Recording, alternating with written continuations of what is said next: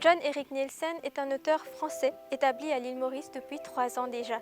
Passionné par l'écriture depuis son plus jeune âge, il est aujourd'hui écrivain de romans policiers, assez particulier car à travers ses romans, il fait découvrir aux lecteurs les pays, les paysages et leur culture. Après avoir écrit 20 romans policiers sur son pays de cœur, l'Écosse, il a lancé en 2022 son tout premier roman policier basé à l'île Maurice où il fait découvrir le pays à travers son protagoniste, une jeune policière.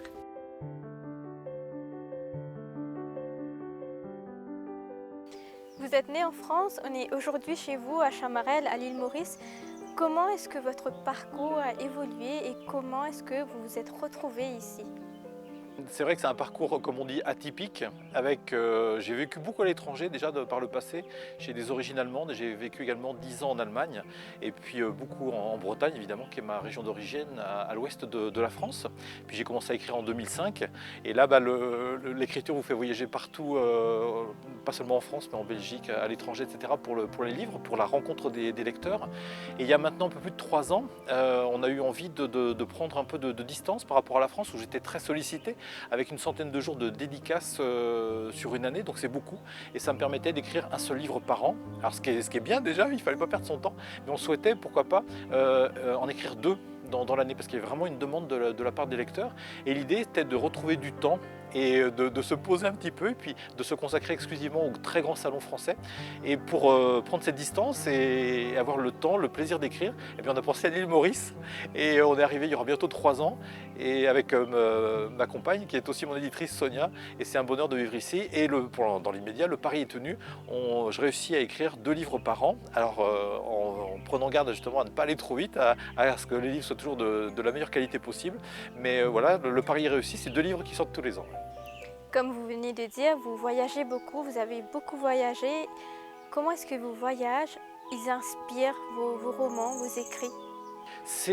C'est très inspirant et souvent je dis aux jeunes lecteurs que je rencontre, parmi les plus jeunes, que nos lectures sont comme des voyages. En fait, c'est la même chose. C'est des richesses que l'on garde en soi. Quand on lit un livre, c'est un voyage déjà. C'est-à-dire qu'avec son imaginaire, on va justement être transporté dans un autre contexte, on va se l'approprier. Et les voyages, c'est toutes ces perceptions, tous ces enrichissements, on les garde en soi. Et c'est des richesses que plus personne ne pourra jamais nous prendre, elles restent en nous. Et c'est vraiment assez comparable. Voyager, c'est écrire, je pense, et écrire, c'est voyager, lire, c'est voyager. Je pense qu'entre les deux, finalement, il n'y a pas une aussi grande distance que ça. Et c'est vrai que les principaux voyages, on les fait dans sa tête, dans son imaginaire, mais on est très inspiré par ce que l'on observe, par toutes les rencontres que l'on fait. Je crois que les deux vont vraiment de pair. La liste des grands écrivains qui sont aussi des grands voyageurs, elle serait tellement longue que voilà, ce serait impossible de la faire. Ouais. Et en regardant vos livres, vos romans policiers, on réalise qu'il y a un voyage en particulier qui vous a beaucoup marqué. C'est votre voyage en Écosse. Racontez-nous cette expérience. L'Écosse, c'est une rencontre il y a 25 ans presque maintenant. Une rencontre qui n'aurait jamais dû se faire. C'est ce qui se passe souvent avec les coups de foudre. Voilà, on ne devrait pas être là. Et puis, paraît-il qu'il n'y a pas de hasard dans la vie. Donc, je me suis retrouvé en Écosse à passer un premier week-end de 3 jours exactement à Édimbourg. Edinburgh, la jolie capitale écossaise. Et là, voilà, c'était un véritable coup de foudre. J'étais chez moi et je suis retourné en Écosse 3 mois plus tard pour en voir un petit peu plus, parce qu'il y avait une première impression qui était extrêmement positive, déjà un attachement qui était en train de se créer, et je voulais presque voir l'inverse. C'est-à-dire que je me suis dit, bon voilà, tu exagères, c'est forcément pas aussi bien que tu l'imagines. Donc j'y suis retourné 3 mois après pour revoir Édimbourg, mais aussi monter dans les Highlands, respirer un peu plus l'Écosse, aller un peu plus loin. Et là, le coup de foudre s'est confirmé et je suis tombé dans la marmite. C'est devenu une passion. L'Écosse, c'est un pays qui a des paysages qui sont bluffants. Hein. Vous êtes parfois face à des paysages qui quasiment qui ont une âme. Vous êtes obligé de vous arrêter en voiture et vous regardez. Vous êtes sidéré par la beauté de ce que vous voyez. Puis la culture écossaise, elle est extrêmement riche. C'est une culture que l'on connaît presque tous. On a tous entendu parler de whisky, de golf, de tartan, de kilt et puis de monstres du Loch Ness. Donc il y a cette culture comme ça très, très, très connue de l'Écosse. Et puis quand on creuse un peu, on se rend compte qu'elle est encore plus riche que ce que l'on sait. Et puis voilà, ça fait maintenant un peu plus de 20 ans, à travers mes romans policiers, que en même temps que le lecteur va démêler les fils de l'intrigue, je lui fais découvrir cette culture écossaise, je lui fais partager ma passion pour ce pays-là. Ouais. Et vous avez choisi de raconter vos voyages et vos expériences à travers des romans policiers. Mais pourquoi ce genre en particulier? Pourquoi pas un autre genre? C'est vrai que le roman policier, c'est un genre qui est particulier, qui réclame une technique assez particulière, même s'il y a plusieurs écoles, plusieurs façons de faire. Mais ce que permet ce vecteur-là du roman policier, c'est qu'en fait, il y a deux étages. Il y a l'intrigue que l'on va démêler, qui doit être la plus ludique, la plus passionnante possible, etc. Donc le lecteur va inévitablement se prendre au jeu de savoir qui est ou qui sont les coupables. Donc il y a ce premier niveau de lecture. Et puis ce que permet le roman policier, c'est que comme évidemment votre intrigue est impliquée dans une société bien particulière, en l'occurrence pour moi la société écossaise, eh bien ça permet en sous-main, comme ça, par petites touches, de lui faire découvrir, respirer une culture que peut-être si j'avais fait un long discours universitaire un peu ennuyeux, il n'aurait pas forcément apprécié. Et là, de s'immerger dans cette culture-là à travers l'intrigue, de se prendre au jeu, de devenir l'enquêteur, le roman policier permet ça, d'avoir une façon très agréable, très ludique. On devient joueur et en même temps, on fait une véritable découverte. Il y a ce voyage qui se fait à travers une culture. Et le roman policier permet vraiment ça. Et c'est pour ça que ce genre-là me plaisait beaucoup. Ouais. Et parmi ces romans policiers qui se déroulent en Écosse, est-ce qu'il y a un ou deux en particulier qui vous tient très à cœur? C'est une question que parfois les lecteurs me posent. Y en a-t-il un? J'en ai déjà écrit 20, je vais bientôt préparer le tome 21 de la collection. Donc inévitablement, on se dit, y en a-t-il un qui serait l'un des préférés ou quelques-uns sortent-ils du lot? Alors la réponse que je fais souvent, c'est que c'est un peu comme ces enfants, on les aime tous, et ils ont tous des caractères différents. Ils grandissent pas de la même façon, ils se développent pas ensuite de la même façon, ils ne seront pas perçus par les lecteurs de la même façon. Donc il est certain que à chaque fois que je travaille un nouveau thème, un nouveau roman, je me passionne pendant un an pour ce thème-là et donc à chaque fois je le travaille pour que ce soit mon préféré, mon futur préféré. Donc on les travaille vraiment de cette façon-là. Alors c'est vrai qu'ils auront ensuite des caractères très marqués mais qui sont aussi inspirés par les lieux où se passent les intrigues. Quand vous êtes sur cet archipel absolument méconnu qui est au milieu de nulle part, c'est les îles les plus à l'ouest de l'Écosse, en plein Atlantique Nord, c'est l'archipel de Saint-Kilda. Quand vous êtes là-bas, sur ces îles minuscules où les gens ont vécu de façon coupée du monde pendant 2000 ans, ça vous donne des sensations très particulières. Quand vous êtes en revanche dans les avenues lumineuses très prisées des touristes d'Édimbourg et que vous avez cette vue magnifique sur le château, évidemment l'ambiance c'est autre chose. Quand vous êtes au milieu des Highlands l'hiver, que la neige menace et que vous ne savez pas si vous allez franchir le col et que c'est les lieux de bataille qui sont très connus, bon, voilà, vous êtes dans un univers Highlander qui à chaque fois est très différent. Donc en ressortir un serait vraiment compliqué. C'est à chaque fois un contexte, un focus donné sur l'Écosse qui sera à chaque fois très différent. Donc faire ce classement-là, ça m'est totalement impossible. Pour donner un peu une idée aux lecteurs qui n'ont pas lu vos romans policiers, disons si on prend un endroit en particulier en Écosse, la capitale, comme vous avez mentionné plusieurs fois, comment ça se passe? Comment est-ce que vous décrivez tout l'univers du roman? Oui, alors il y a déjà un personnage récurrent qui s'appelle Archibald Sweeney, qui est un inspecteur de la Criminal Investigation Department à Edinburgh. Donc Archibald Sweeney, qui commence sa carrière, il a une vingtaine d'années, c'est vraiment ses débuts, maintenant la quarantaine est là, il s'est marié. Donc on l'accompagne au fur et à mesure de la collection, il va évoluer, vieillir. Et voilà, c'est aussi ce plaisir-là pour les lecteurs de voir l'évolution de ce jeune Écossais. Et il connaît évidemment bien la capitale parce que c'est là qu'il travaille. Et il y a un ouvrage en particulier qui s'appelle Mystère Édimbourg et Dr Stevenson qui est consacré à la capitale écossaise et qui permet de la faire découvrir à travers le prisme justement Stevenson, le célèbre auteur alors de l'île au trésor déjà, mais aussi de Dr Jekyll et Mr Hyde. Parce que Édimbourg, c'est une ville qui est à double facette. Il y a des côtés, comme je disais tout à l'heure, des côtés lumineux, magnifiques. Enfin voilà, c'est une des plus belles villes d'Europe et peut-être même une des plus belles villes du monde qui est préservée depuis le Moyen-Âge. Enfin voilà, entre Old Town, le côté très moyenâgeux, puis Newtown, les avenues victoriennes, enfin voilà, c'est une ville qui a plusieurs dimensions et qui est magnifique. Donc ça, c'est le côté très visuel, charmant d'Édimbourg. Mais si vous baissez la tête, vous passez dans ce qu'on appelle un wynd, c'est une ruelle de rien du tout, et vous quittez ces belles avenues et que vous rentrez comme ça dans ces cours un peu mystérieuses à l'arrière des bâtiments, vous rentrez dans des bâtiments qui ont une taille extraordinaire parce que Édimbourg s'est construite en montant de plus en plus, et donc même les maisons, les immeubles montaient. Donc vous êtes très surpris, environné par ces murs comme ça un peu, ces murs de pierre. Donc là déjà on est dans un autre univers. Puis vous vous rendez compte qu'il y a des petits balcons un peu partout sur... et vous dites, mais qu'est-ce que c'est que ces balcons comme ça qui donnent sur la cour? En fait, on comprend très vite que c'était là que les dames de petite vertu d'Édimbourg faisaient coucou aux beaux messieurs qui, sortant du Parlement ou des lieux de pouvoir, venaient s'encanailler. Elle les attirait de cette façon-là. Et puis, une fois que cette affaire-là était terminée, les messieurs repassaient à travers le wynd et retrouvaient la lumière. voilà, on revenait dans une vie plus normale, etc. Donc Édimbourg a ces deux facettes-là. Et Stevenson lui-même était un peu un Dr Jekyll, Mr Hyde. Donc un fils de bonne famille. Les Stevenson, c'est la famille qui a construit les plus grands, les plus beaux phares d'Écosse. Son grand-père, son père, son oncle, etc. Et d'ailleurs, il avait son diplôme d'ingénieur. Mais bon, Stevenson n'a jamais construit le moindre phare.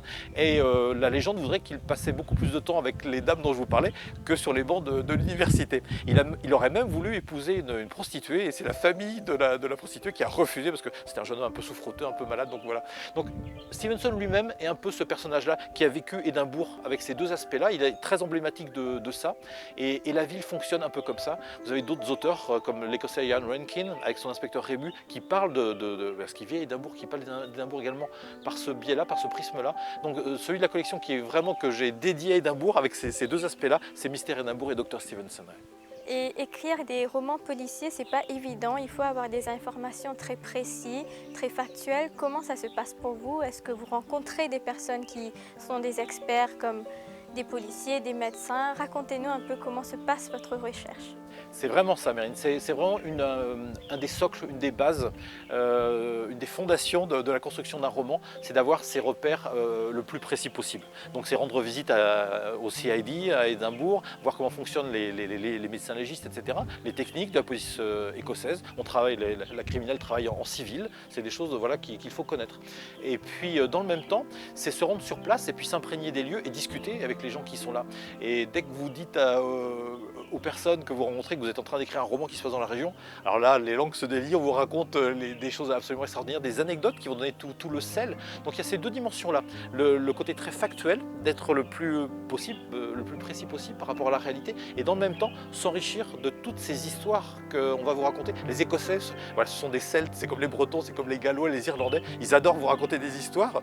On parlait du monstre de Loch Ness, ou des fantômes, les Écossais adorent vous raconter tout ça. Et donc il faut avoir ces deux aspects-là, le côté très imaginaire, très légende, et en même temps avoir les pieds sur terre avec des choses très factuelles. Donc franchement, mes romans avancent avec ces deux jambes-là. Et en grandissant, quels ont été les livres que vous avez beaucoup lus? Est-ce que c'était toujours des romans policiers ou c'était d'autres? Beaucoup d'auteurs, en fait, on lit énormément. Depuis 2005, je fréquente d'autres auteurs dans les salons littéraires, hein, en France et pas seulement, ou même maintenant ici à Maurice. Et on se rend compte qu'un des points communs, c'est justement d'avoir lu beaucoup, de s'être enrichi énormément de ces différentes lectures. Et donc on lit de tout. C'est vraiment ce bonheur d'aller, c'est une espèce de patchwork comme ça qu'on se crée, et ça c'est très intéressant. Et ensuite, le jour où on se lance à écrire, il y a un genre, je pense, qui vous convient un peu mieux. Je donne l'image parfois que quand on est jeune, on fait plein de sports différents, et puis un jour, si on veut faire la compétition, on va se concentrer sur un seul de ces sports, celui entre guillemets pour lequel on se sent le plus doué. Et donc pour moi, c'est en l'occurrence le roman policier. Mais c'est capital de s'enrichir de toutes ces visions-là du monde. En revanche, pour les auteurs de romans policiers, plus spécifiquement, dans les choses qui vous marquent, qui vous construisent, c'est évidemment des grands repères comme Agatha Christie, qui dans sa façon de concocter comme ça des mécaniques de précision, d'intrigue, est un repère indépassable. Et puis tout ce qui est l'école américaine, l'école britannique est également très, très intéressante. Et dans ceux que j'aime bien, alors c'est un Islandais, il s'appelle Arnaldur Indridason, donc voilà, c'est un nom islandais qui a créé un commissaire qui s'appelle Erlendur. C'est devenir des gros vendeurs de romans policiers dans le monde dorénavant. Et ce que j'aime bien chez Indridason, qui est un journaliste à la base, c'est qu'il vous parle de sa société islandaise en même temps qu'il vous propose des intrigues les plus intéressantes possibles. Donc voilà, cet aspect-là des choses, vous parlez du pays et en même temps vous donnez des intrigues absolument bluffantes, ça j'aime bien ça chez Indridason. Donc voilà, Agatha Christie, Indridason pour les auteurs de romans policiers, il y en aurait d'autres, hein, mais en tout cas pour les auteurs de romans policiers, c'est très intéressant. Ouais. Et vous avez écrit un roman policier basé à l'île Maurice récemment. Parlez-nous de ce roman. Ouais, c'est Des ombres au paradis, qui est paru il y a un peu plus d'un an maintenant, qui est le premier tome d'une collection, parce que c'est une collection. Le deuxième tome va paraître maintenant très prochainement, au mois de juin. Et alors c'est un scoop, puisque je termine son écriture ce soir, voilà, dans le bureau qui se trouve juste à côté. Donc les dernières lignes de ce roman, elles seront écrites cette nuit, parce que j'écris la nuit. Et donc j'ai créé, c'est une inspectrice de la CID mauricienne.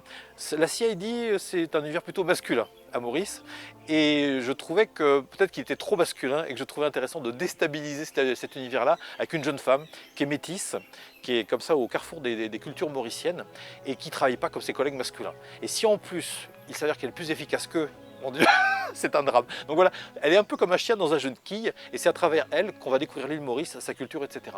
Donc le premier tome, Des Ombres au Paradis, est vraiment là pour donner une vision un peu générale de cette île, puisqu'on commencera au pied du mont de Brabant, mais on passera également à Port-Louis le jour des courses sur le champ de Mars, on sera à Maillebourg, on sera à Cap-Malheureux, on va passer par Chamarel. Donc dans ce premier roman, il y avait vraiment une volonté comme ça de donner un éclairage sur l'ensemble de l'île et de ses différentes cultures, de mélanger comme ça les personnages.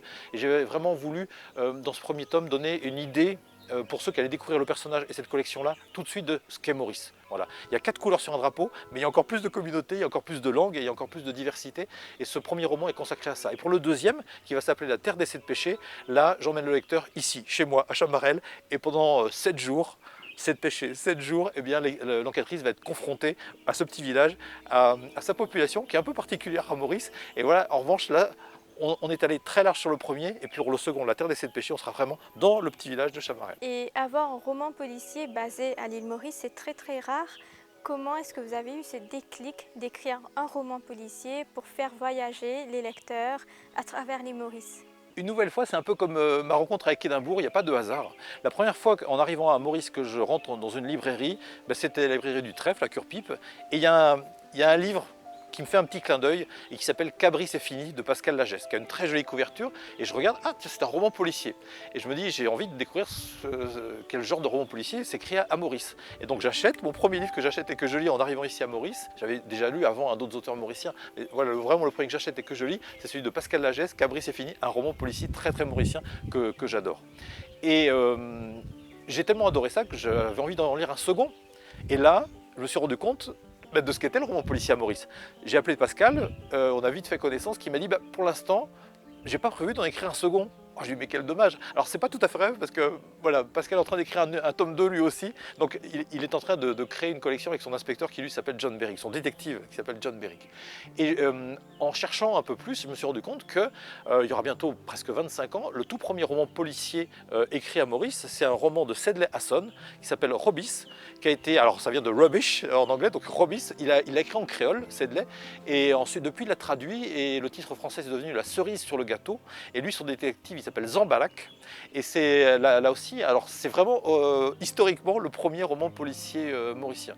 Il y a Edmond Morel également, qui est un ancien titulaire du prix Jean Fanchette en 2017, qui a écrit un roman policier dont le nom m'échappe parce que je ne l'ai pas lu, je suis désolé, mais je sais que Edmond il y a quelques années a écrit lui aussi un roman policier, et quand vous mettez ces 3 romans policiers mauriciens, donc celui de Sedley, Pascal et Edmond, eh ben c'est à peu près tout. Et je me suis dit qu'il y avait de la place, il y avait un genre à développer, à créer ici à Maurice, parce qu'on est plein à adorer le roman policier. Et donc je me suis dit que s'il y avait de la place pour moi, lançons donc avec mon inspectrice Lucy Four Stripes de la CID. Et donc voilà, on n'est pas très nombreux, mais pour l'instant on serait déjà au moins 2 à créer une collection de romans policiers à Maurice. Ouais. Et quels ont été les retours que vous avez reçus des lecteurs après avoir lancé ce livre basé à l'île Maurice? C'est des très bons retours, c'est très agréable. Déjà dès le lancement, il y avait plein de monde qui était là, donc ça c'était.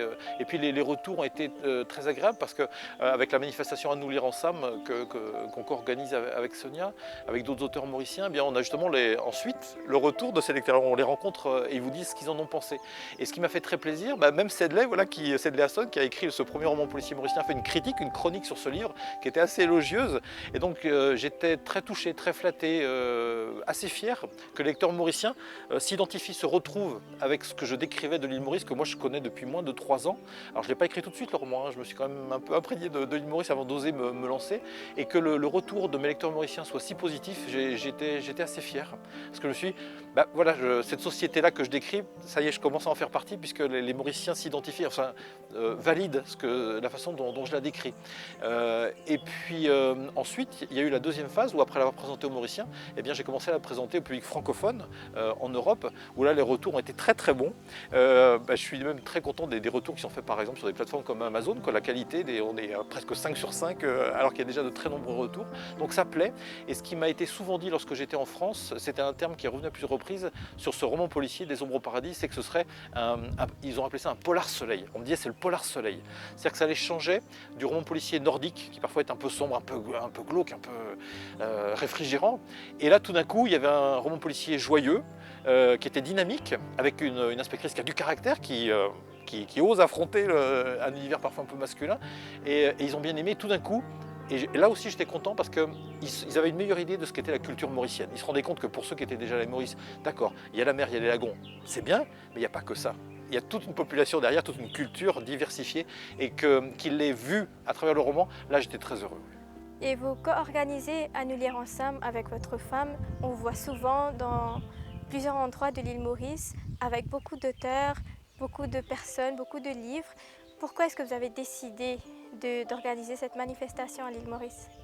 Oui, c'est vrai que c'est un thème sur lequel j'ai déjà eu l'occasion d'intervenir, mais à nous lire ensemble, ça nous tenait beaucoup à cœur. La dernière qui s'est déroulée le 1er avril dernier à Curpipe au Trèfle, c'était la 8e édition, en un peu moins de 2 ans.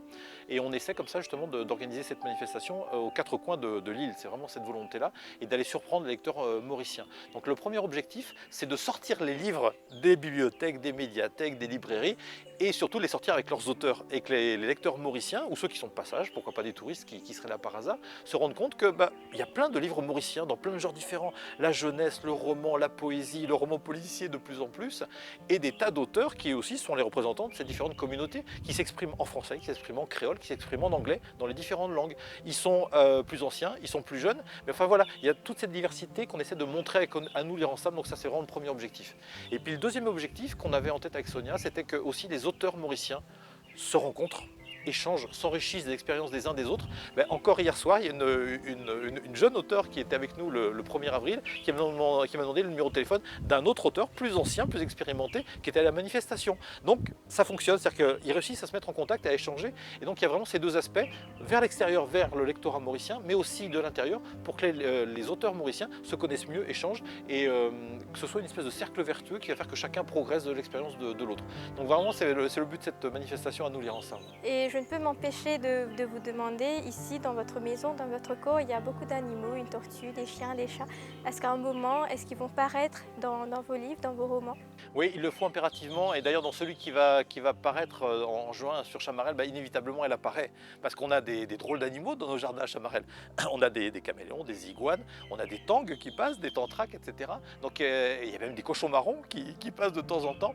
Donc à Chamarel, on est vraiment immergé au sein de cette nature, donc inévitablement ça transparaît dans le roman consacré au village. Et puis même mon inspectrice, elle adore les animaux, elle a un chat qui est un peu son confident, parce qu'elle est encore célibataire, alors le restera-t-elle, on verra au fur et à mesure de l'évolution de ce personnage, mais en tout cas son confident c'est son chat, et elle ne peut pas faire autrement que de lui parler. Donc ça devient quasiment un des personnages principaux du roman. Mais il est vrai que si on entend parler de Maurice à travers les intrigues policières, inévitablement il faut parler de tout ça. C'est-à-dire que quand on est à Maurice, il suffit de tourner la tête dans tous les sens, la nature elle est là, elle nous environne, et puis elle est juste magnifique, hein. On sait tous que Mark Twain aurait dit, enfin on lui a fait dire que voilà, Dieu avait d'abord créé Maurice, et puis qu'ensuite il s'en était inspiré pour le paradis. Il y a peut-être un peu de vrai, quoi. Et vous-même, vous êtes à Chamarel, vous avez choisi de venir habiter à Chamarel. Si vous aviez à décrire cet endroit, vous le feriez comment? Chamarel, c'est tous les sens qui sont mis en éveil. C'est les couleurs. Voilà, rien que dans ce jardin, il y a du vert, le bleu du ciel, l'orange, le jaune, le rouge, le rose de toutes les fleurs. Donc déjà pour les yeux, c'est un vrai bonheur. Et puis il y a les sons. Voilà, je ne sais pas si on les entendra lors de l'interview, mais on est en permanence au milieu des oiseaux, par exemple. Mais pas seulement, il y a des chiens, voilà, il y a tous ces bruits, et puis il y a les odeurs. Lorsqu'il pleut énormément à Chamarel, à travers l'odeur, la terre de Chamarel, elle parle. C'est-à-dire que l'odeur d'humus est tellement forte. D'ailleurs, c'est la première chose que dans ce deuxième roman qui va sortir sur Chamarel, première chose que l'inspectrice perçoit, c'est l'odeur. Ça fait 4 jours qu'il pleut à Chamarel, et là, la terre vous parle. Elle a une odeur, mais qui a une force juste incroyable. Elle vous parle d'elle, quoi. Il faut juste la respirer. Et puis la toucher, etc. Enfin, Chamarel, c'est nos 5 sens qui sont mis en éveil tout le temps. Et quand je dis Chamarel, c'est toute l'île Maurice qui fonctionne comme ça, ouais. Et finalement, si vous avez quelque chose à dire aux personnes qui vous regardent en ce moment, aux lecteurs, aux personnes qui vont peut-être lire vos livres après avoir regardé cette émission, ce serait quoi?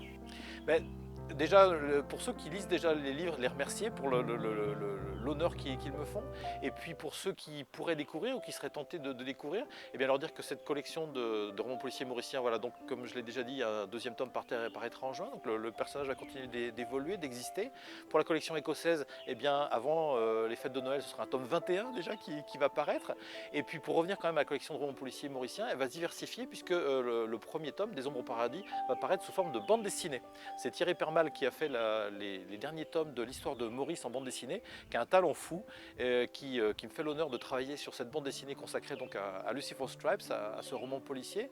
Et puis dans l'actualité, on aura même avant le mois de juin le premier livre audio de la collection écossaise qui va paraître. Donc voilà, toutes ces actualités-là qui sont en train d'arriver. Donc voilà, des personnages, mon inspectrice écossaise et puis également mon enquêteur écossais qui continuent d'enquêter chacun de leur côté. Ouais. C'est ici que prend fin cette édition de Mots et Écrits. Au plaisir de vous retrouver pour le prochain épisode. À très bientôt.